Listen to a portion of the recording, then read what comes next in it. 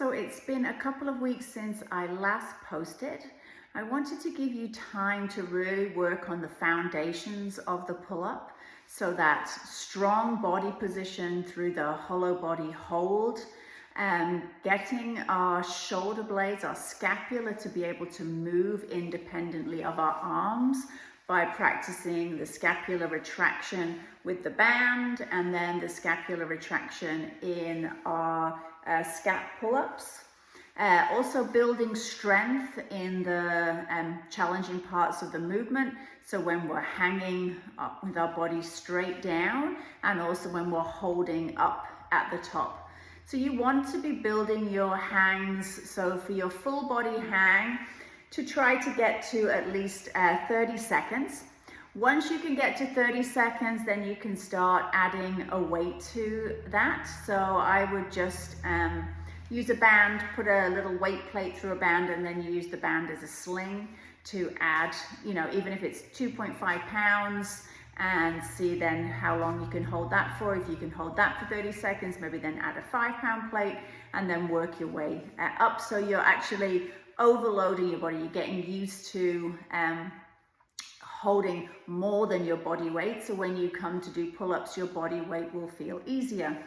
Holding at the top part of the movement is going to be harder. So building that up to 30 seconds, is going to take some time. So just work on increasing the duration of time within that position.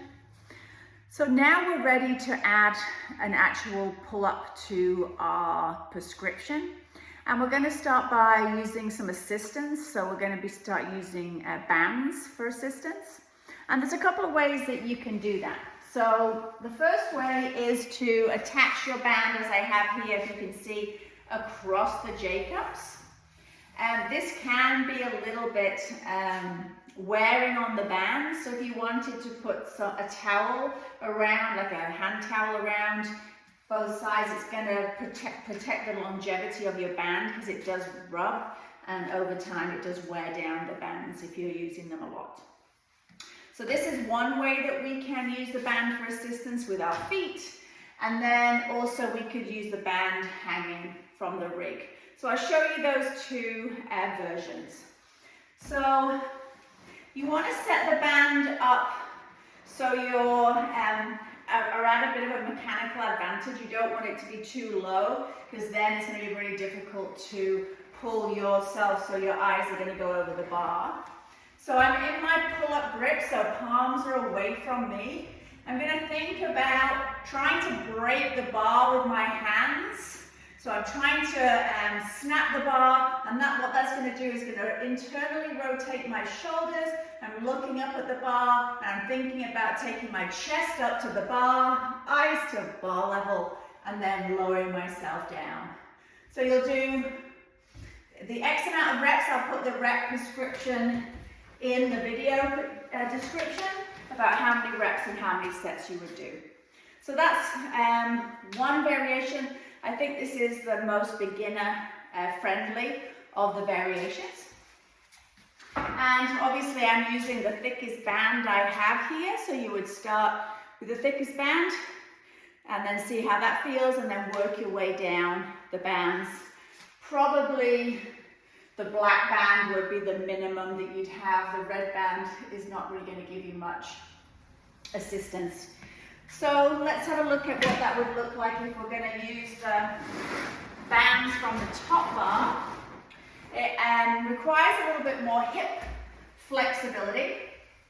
And you'll notice the difference between having your dominant leg in the band to your non-dominant leg in the band. So I would recommend different do one set with your right foot in the band, and then the next set with your left leg in the band. But if you find that one is just too hard to get one foot in the band, then just stay on that same side and work on your hip mobility.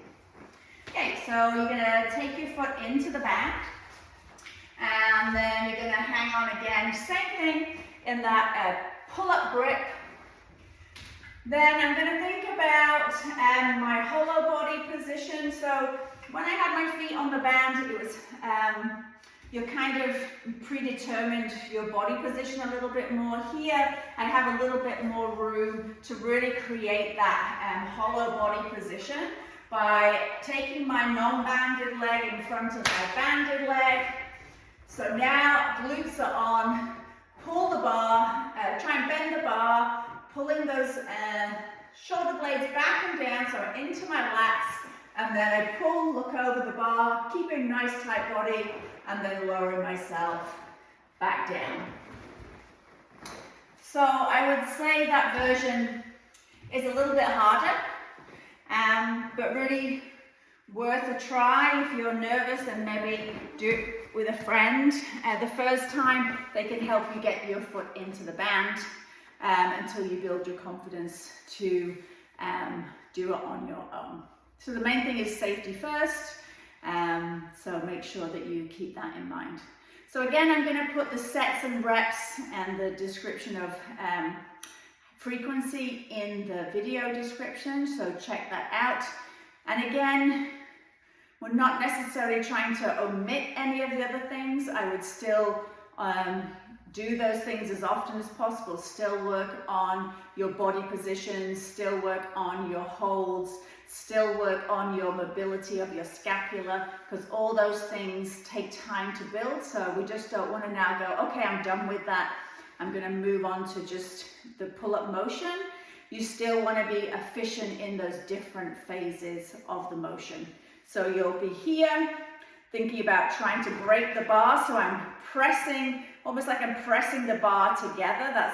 So as soon as I do that, I feel that engagement through the lats.